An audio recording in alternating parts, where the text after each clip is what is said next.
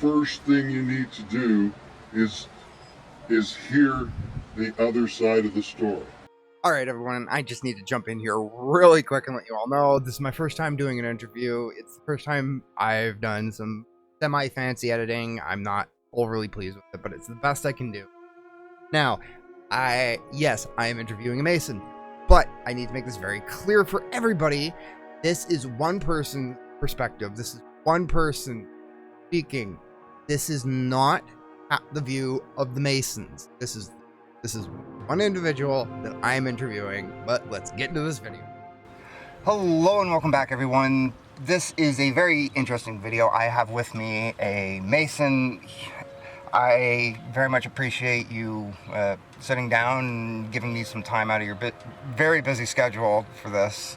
I understand that there's a lot of myths surrounding the Freemasons as well, and specifically some of their practices. And I know myself that the Freemasons do not and have never really pulled from Lucianic or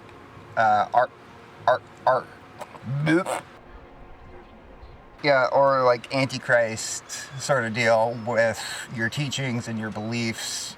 Is there anything that you would want to say on that topic in terms of like setting the bill straight as to what is and is not truth? Yeah, well, I don't know. You never know for sure if there's any Luciferian stuff until you find it. So we don't know for sure that there isn't. It seems like whoever wrote the stuff seemed they have very high language skills. So I'm thinking they must have been very legal-minded or very scholarly in the English language. So yeah, I'm a Mason, but I'm also a conspiracy theorist myself. So I'm looking for clues and alarms. Always open to what there might be, and it's entirely possible. And I still search. All right, that brings a question to mind of, like, and I know you can't really talk on what goes on behind closed doors during a meeting or a lodge meeting, but for those of the people out there that are curious about, I guess in a way, what it would take to join the Freemasons, is there any way about going about that to join or reach out to become a Freemason? Is there any way to do that? Yes, in fact, that's the only way. I cannot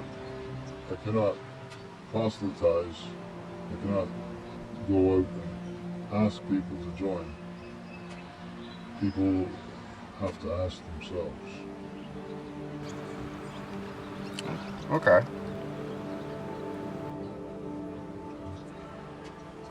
We have a recent member in our lodge, one of our best new ones. He just researched it himself and reached out on his own, and that is the most purest.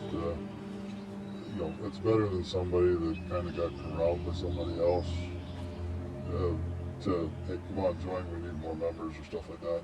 Is that against your code, or like if you're going out and asking people to join, is that against your code? It's totally against the code. Okay. Do you need to take that?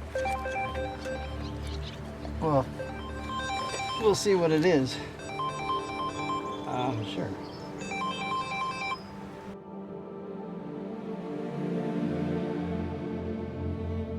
In terms of symbolism, there's the compass and I don't remember. The square. Yeah, there's the compass and the square. What do those represent for the Freemasons?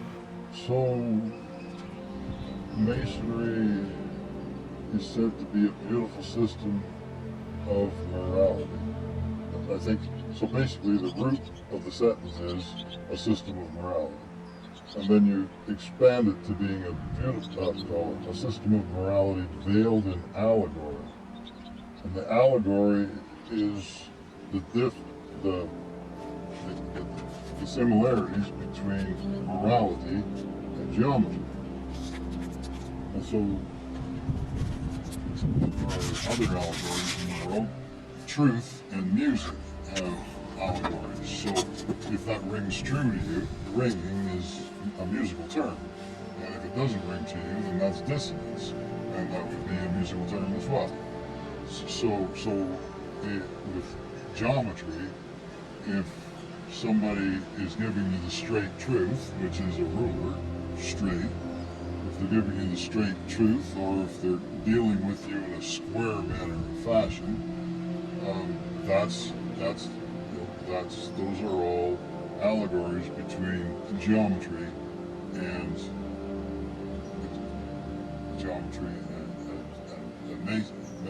morality.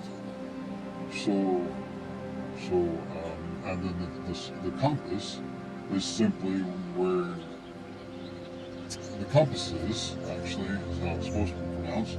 And I always thought of a compass as being a point with a pencil on the end of it. That's the way I always know. But I think the compasses, sometimes the engineers will use compasses with 2 points on the end. You know, a point here and a point there, and they'll walk themselves across the page. So the compasses create a circle, and it helps you reminds you to stay within due bounds. So don't maybe not invade some other person's personal space. That's a circular term. So there's morality, and it's the allegory with geometry. Somebody's just and upright man, that's vertical, that's a plumb roll. There's lots of different tools in the geometry kit that you use and have symbolism in masonry, which is a system of morality. And after you've been in it for a while, it becomes a beautiful system of morality, veiled in allegory, and then it's represented by symbols. And the most well-known symbols of masonry are the compass and square, as maybe the square and compasses, which convey the abstract meaning and the end of the science in the most clear and comprehensive manner. So you talked about how a good part of it is, and if I'm understanding this correctly, understanding and seeing the world through geometry almost, and seeing beauty in just about anything and everything that surrounds you. And the first thing that brings my mind to is the golden ratio of everything. Essentially has a golden ratio as to what looks good and what doesn't look good. Am I on the right path with that, or? I'm thinking the golden ratio. I'm thinking the ratio between the length of this joint and this joint, and to the ratio of that joint is the same. I don't know if that's the golden ratio you're talking about. But beauty is curious, and beauty is curious and masterly workmanship, great beauty. And there are, and I'm going to say this outright, there are some astounding buildings that have been made by Masons throughout history.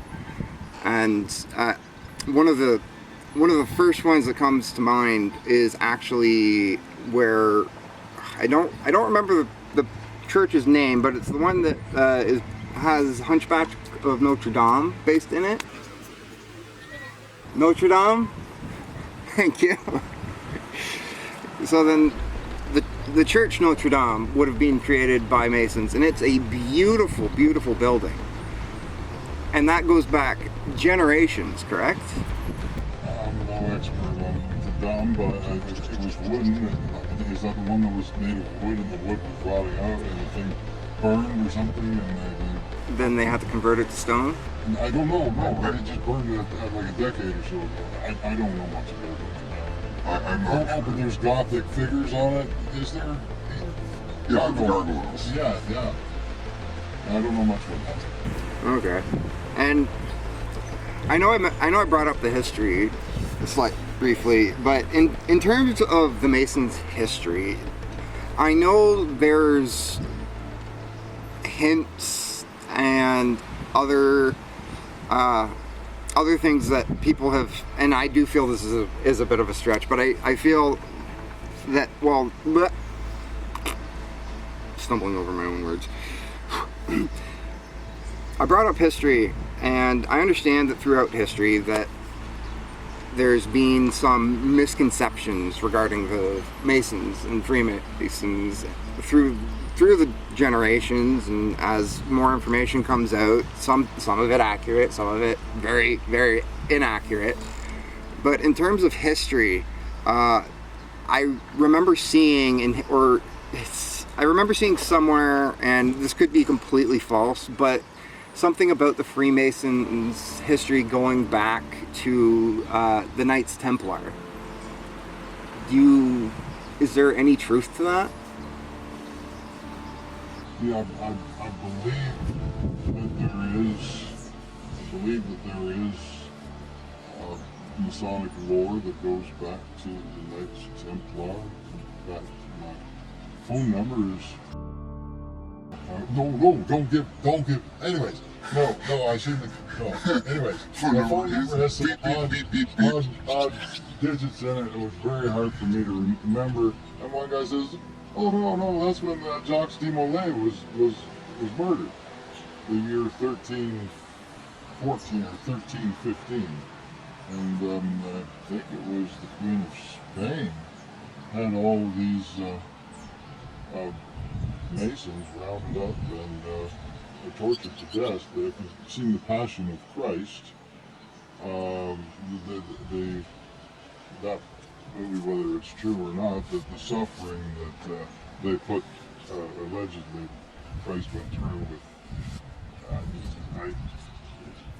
with. Did they disembowel Christ in that Passion of Christ thing? I don't know. I haven't actually seen the movie. Okay, neither have I. So did they say did that kind of shit happen? Okay, it happened in the movie. Okay, not sure it happened in the Bible, but according to Masonic lore, Jacques de Molay was tortured in just a similar such a way, and but even under such torture, they were trying to torture his secrets out of him. And so this is a lesson to teach people to train you to keep your secrets out. And the secrets of Masonry were basically the handshakes and passwords that allow you to enter the confirm that you're supposed allowed in at this level or that level. Yeah. Those are the only secrets of Masonry, which is the password and password. Did I answer the question? Yeah, so you've answered that question. It does. You did bring up a point about the Spanish Queen and rounding up a bunch of Freemasons. It might not have been a queen. The queen may have came in 1492. I don't know about the dates, but that almost sounds like what happened with the Spanish Inquisition. That is the Spanish Inquisition. But the Spanish Inquisition has been greatly exaggerated. There's an alternative version, alternate news now, and the Spanish were very judicious and fair in their Inquisition. They wanted to root out subordinates, saboteurs, even though subordinate hadn't been born yet. That type of personality. People would claim that they were Christian. They behind closed doors would practice a different religion. And in the truest sense, that is your hidden society, your secret society. A secret society is one that nobody knows about, whereas the Masons get accused of being a secret society, but everybody knows it's a secret society, so that's not much of a secret. So then, in terms of saying the Freemasons are a secret society is almost unfair on Masons, because everybody in the world pretty well knows about them. Everybody knows they're not a secret society. They're a society with a few secrets that entitle them to pass it. But I was getting back to the Queen, and the Spanish Inquisition was to root out people who pretended to be Christian. They would get themselves into government, and once they were in government, they would stop. They were like cuckoo birds. They would push out all a cuckoo bird lays her egg in another bird's nest, and let the other bird does all the work to raising the baby. So these Subotniks, they get inside of government, and then they push out all the good people, and they don't allow anybody else to be hired. They wouldn't perhaps allow any white Christians to be allowed to be hired in government, even though the country was a white Christian nation. They would stop. They would allow people pretending to be white Christians, but they were actually Subotniks underneath. And then they would sabotage the entire government. So it actually was 800 years of these Subotnik type people ruled Spain. I said 700, and one lady jumped down my throat and said 8. And so it's like, so I'm not embellishing, or at least I wasn't with the 7. So these Subotniks, they kind of create an environment that we have in America and Canada today, where a white Christian can't get a job in government. Oh, not to say there's a secret society involved in that, but we're not allowed to talk about that anyway. Anyways, I'm getting on. What's going on? I apologize. I just want to quickly ask. Not allowed to talk about what's going on inside politics, or? What's that? Are you not allowed to talk about what's going on inside? Voltaire died in 1778, and he was a Mason, but he was also a French philosopher. And Voltaire said, whatever day and age you live in, capitalist, communist, Marxist, whether it be a socialist society or a corporate nation or a Marxist state, he said, pay no attention to it. He said, just ask yourself one question: who may I not criticize? And when you've answered that question honestly and correctly, then you will know who it is that controls you, because they are capable of controlling, and in a corporate society, taking over all the corporations. And they are becoming totalitarian through the corporations. But they're also capable, as in the Soviet Bolshevik control of Russia, they're also capable from the socialist side of totally controlling a nation. But you're not allowed to criticize those people, and I'm not allowed, or your video would get taken down. So you're not allowed, but you can use your own frontal lobes to figure out who you're not allowed to criticize. And once you've answered that correctly and honestly, then you will know who controls our world and who can commit genocide in front of the world. Okay, and in terms of that, I know the Freemasons try to, just from my understanding and what you're explaining, try to stay on the straight and narrow, be respectful, and help the world more than control. Am I interpreting that correctly, or? It's what people in Masonry would want to. It's the side that they would want to present. But if you look at the American Revolution, that was, they met in a Mason hall. They swore a new guy in, so they staged their revolution, which from the other side looks like a very bad thing to do, and they engaged in politics. They were the winners, so obviously they got to write the history that they were good guys. But it looks to me like Masons, certainly in America, and they involved themselves in politics, and people died. I'm pretty certain there was some politics over there in England, or not in Europe. So maybe they didn't win, and they sort of got on the wrong side of the pens of history. So nice to wishful think that they don't, but it happens.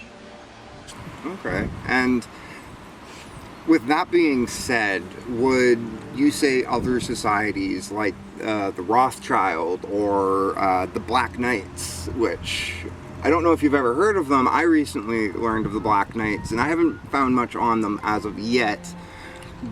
But they're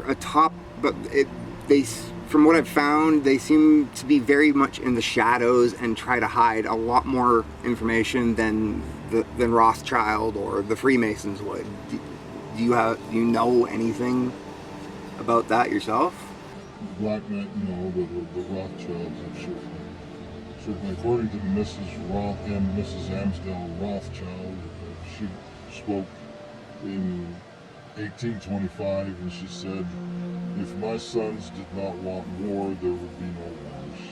Basically, I would attribute all world wars to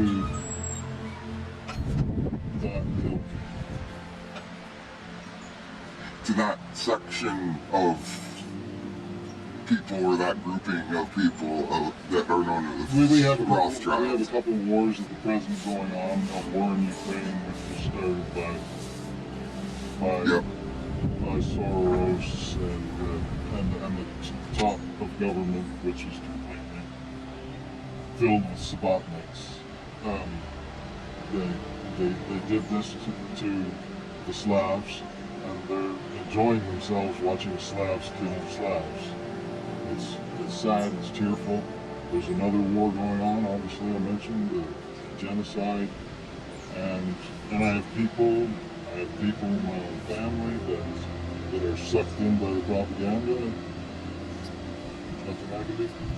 Well, sometimes the best thing that you can do is just let other people have those opinions, and if you know what you know is true, then sometimes, and this is just from my experience, sometimes the best thing to do is just smile and say, okay. Right. But again, in the parable of the Good Samaritan, there was someone who was in distress in the side of the road, in the ditch. And Jesus spoke of the high priests and the Pharisees and the Sadducees who would just steer clear of that because they didn't want to get their hands messy, or maybe that guy was the wrong politics and they didn't want to be called pro-Russian or whatever he was, pro-Putin or maybe. I remember some of that going on. I remember seeing some of it on the news. And just how unbelievably ridiculous it was. So Jesus shows us the Good Samaritan and what the Good Samaritan would do. And the Good Samaritan the Good Samaritan comes to the aid of those who are in stress. And right now, we have the Semitic peoples, the true Semitic peoples, the native peoples of the Middle East. We have them undergoing a terrible genocide. And if you just sit silent, I don't want to see you facing up to Jesus. You can tell John 3:16 all you want, but Jesus just, I don't know what he's going to do, but he has used words before that you snakes, you serpents, be gone from me, for I do not know you. This is what you did to me when I was in distress. After you did this to me, and when I was in distress, you did not do anything for me. So I definitely say, do not sit quiet while evil, unspeakable evil, is being committed. Okay, that with you saying that, that brings up a thought in my mind and a bit of a question as well.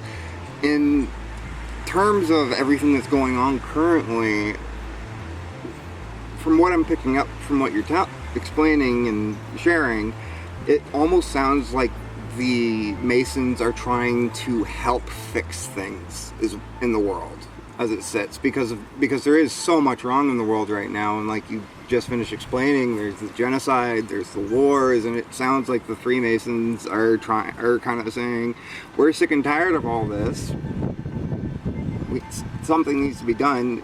We're going to start stepping up and fixing it. Am I interpreting that correctly? Actually, when I joined Freemasons, that's what I thought I would find, but what I found is people are just as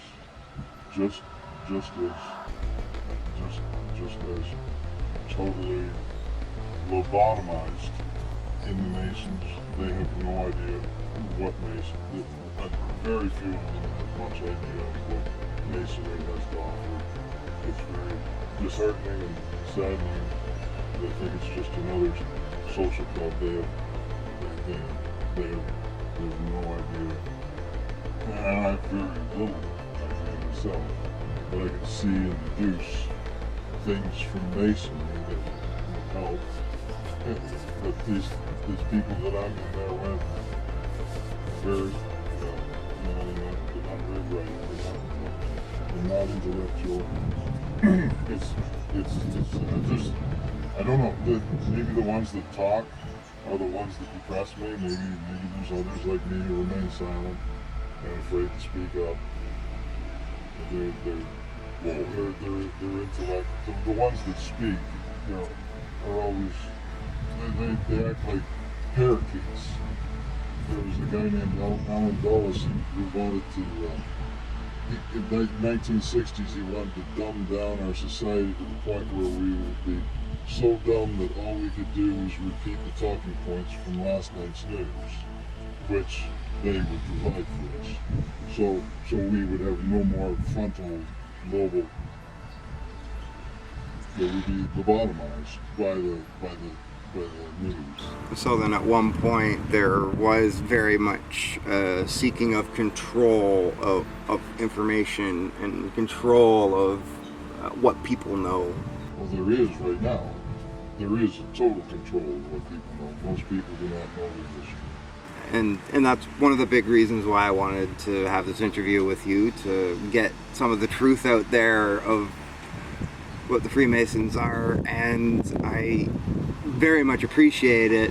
I'm gonna have to call the interview here. I very much appreciate it. I'm being told my time is up. But we got one thing. I was about to ask, do you have anything that you want I got to be the Grand Poobah. These guys, there's a lot of good things in Masonry, and there's a Dale Carnegie Society where they teach skills of interacting and rules of conduct in democratic organizations. So that the really good things in Masonry that are there and are always there. And the first thing they do to a newbie is to put him in charge of, and make him the Grand Poobah of the entire. So 8 years after I got to be a Mason, they put me as the Grand Poobah. They made the mistake of allowing me at a church service one time.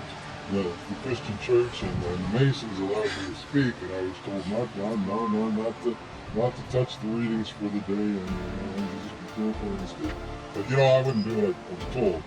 And I was supposed to give a little address to sell Masonry to potential new ones, and because it was a divine service, we were divining, like divining rods, seeking new people to step forward and say, I'd like to be one. So it's called a divining service, and I was supposed to tell about Masonry, but I can't tell a lie. If I was a car salesman, I'd say this is what a car's got a real good engine, but its tires are flat. I would say this is the good thing, and this is the bad thing. Well, the good thing about Masonry that lit up my mind with bouquets of fireworks, like of light, is there's 4 cardinal virtues: temperance, fortitude, prudence, and justice. These 4 cardinal virtues.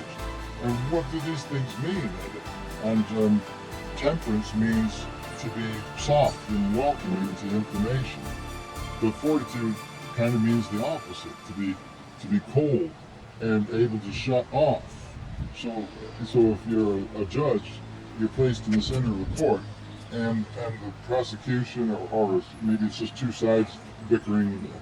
If one side's already had their turn, okay, and they've had their 5 minutes, and maybe it's been 10 minutes, and maybe it's been 20 minutes, maybe it's been an hour, 2 hours, maybe it's been 2 frickin' years. I want to just tell them, I need, temperance, yes, let me hear it. But after 2 years, it's just like, shut up about the safe and effective, okay? Okay? I want to hear the other side of the frickin' story. So you need the temperance to hear the other side of the story. So if you balance temperance with fortitude, and you stand in the center and you balance it equally and fairly, and you use prudence. You use prudence in the French term. The French, the word for prudence is prudence. And prudence, in prudence has come to mean the opposite of what it means. Like, if you were prudent, you wouldn't disturb that bee nest there. Okay? You wouldn't poke that nest, and I poke a few nests here. But the French, prudence means that you're on guard. It means you're on the ramparts and you're looking for trouble, and you want to be the spot it and sound the alarm when you see a trouble. So if you balance temperance with fortitude and you use prudence, you will ultimately arrive at justice. And that's my education that I totally made up myself, and I think it's so appropriate for everyone in the world to remember that if you're going to solve a problem, the first thing you need to do is hear the other side of the story. It's the hardest thing you can ever do. But take the time to find, before you change the world, take the time to listen and hear the other side of the story. And if you just listen to the other side of the story, there's Benjamin Franklin said, if an issue is fully and fairly aired, the truth will always be the result.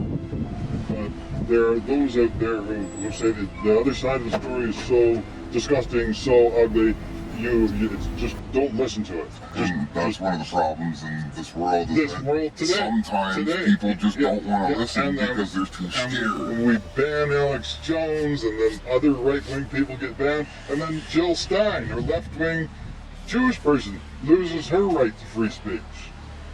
In the past, liberals used to say, I may not agree with what another man has to say, but by God, I will lay down my life for his right to speak, and as long as he allows other people to speak, their turn. Because when one man loses his right to speak, we've all lost it. And Jill Stein, all the way to the left right now, was she beaten up and arrested? I'm thinking it is.